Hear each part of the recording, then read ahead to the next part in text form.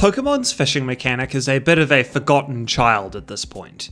It's been slowly phased out as Game Freak embraces newer ways for players to encounter Pokemon. And that's probably fine with most players. I'm yet to hear of anyone who desperately loved Generation 3's fishing minigame approach or the bland approach of later generations. What we miss, though, now that fishing is gone, is the terrible task of using fishing to farm for certain items. Since Generation 2, wild Pokemon could be caught holding items, usually tangentially related to them. Clamperl can be found holding pearls, for example. Others, like Love-Disc, were useful for getting heart scales, which, at the time, you needed to remember moves at the move tutor.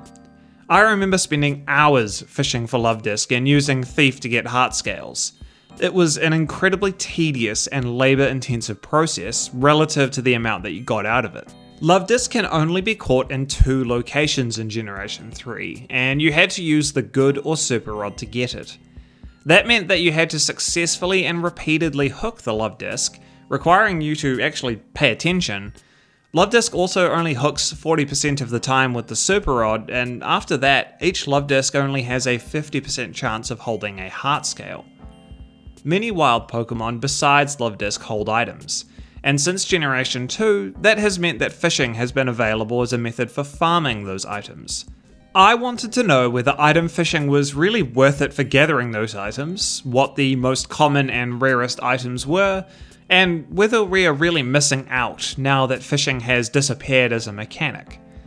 First things first, which Pokemon that can be found holding items can also be encountered by fishing? Not a heck of a lot. In total, 417 wild Pokemon, nearly half, can be found in the wild holding items. Amongst those 417, only 38 can be encountered via fishing. This means that the pool of items that can be obtained through fishing is actually relatively small. It's worth noting here that not all of these 38 Pokemon can be encountered just by fishing, and the vast majority of them can be found more commonly by surfing or tall grass encounters. So in only a few cases is fishing your only method for encountering these Pokemon to farm their items. But I digress. This video is about fish farming. The odds of any given Pokemon holding an item works in a few different ways. They can be holding one of 2 different items in each generation, each with different odds. So-called common items are a 50% chance of being held, and rare items are a 5% chance.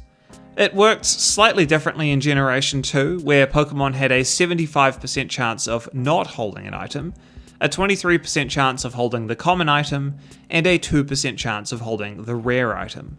Some Pokemon only have a common slot, while others have multiple items that they can hold between games. It's all a bit variable. A good example of how it has worked is Generation 4 Chansey. Its common item at 50% is the Oval Stone, and its rare item is the Lucky Egg at 5%. About half of fishing Pokemon that can hold items have a rare and a common item, so having 2 options is relatively common. This also greatly increases the chances for disappointment if you're looking for a rare item and you are also catching the Pokemon.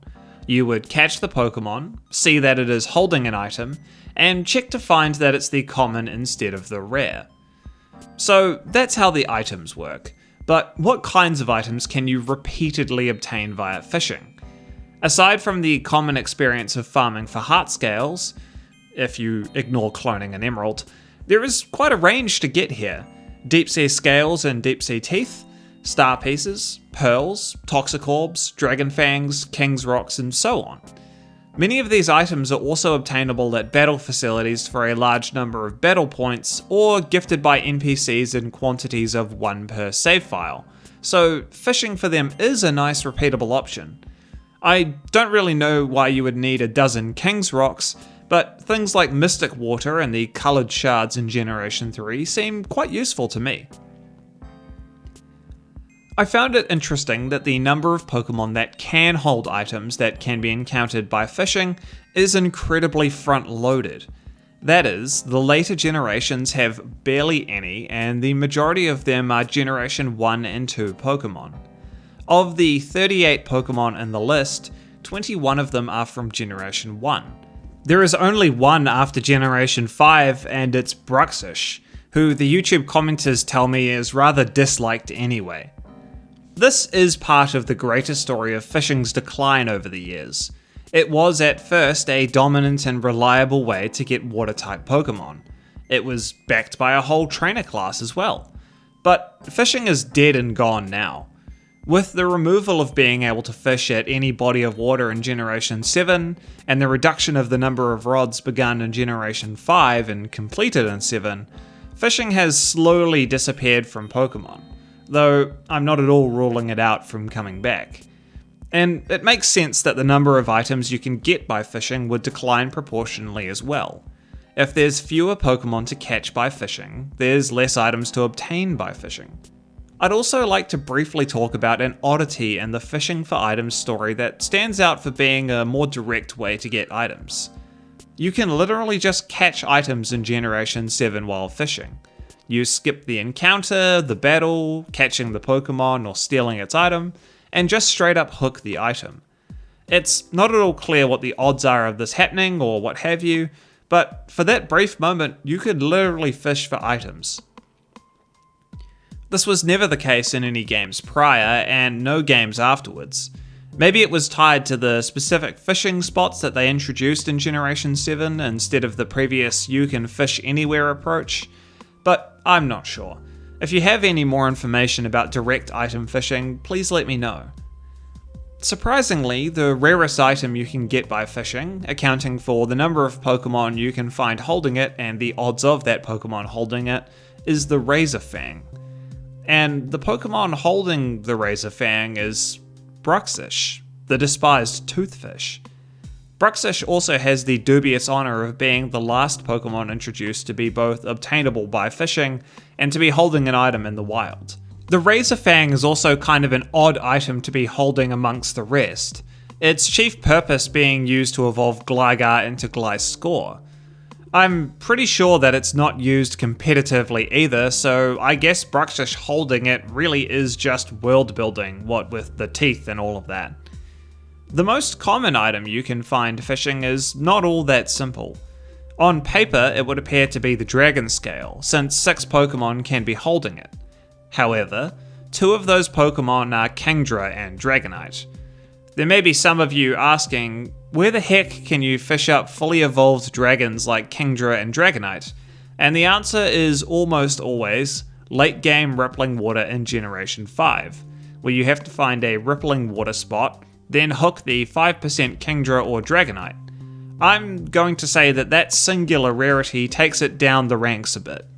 The next obvious candidate would be the King's Rock, held by 5 admittedly more common Pokemon except for Poliwrath, which can also only be found in the wild by 5% fishing chance in Rippling Water in Generation 5, but in far more locations than either Kingdra or Dragonite.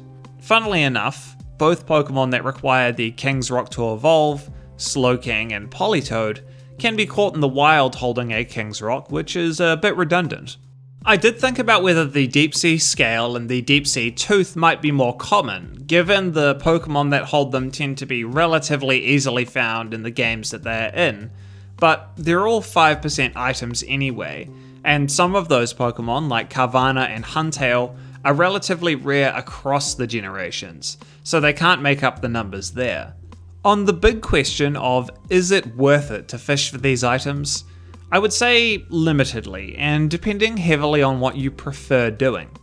Something like the Mystic Water is difficult to obtain multiple of otherwise, but you can in different games get them at the game corner, or by messing around with stuff like the Trophy Garden in Generation 4.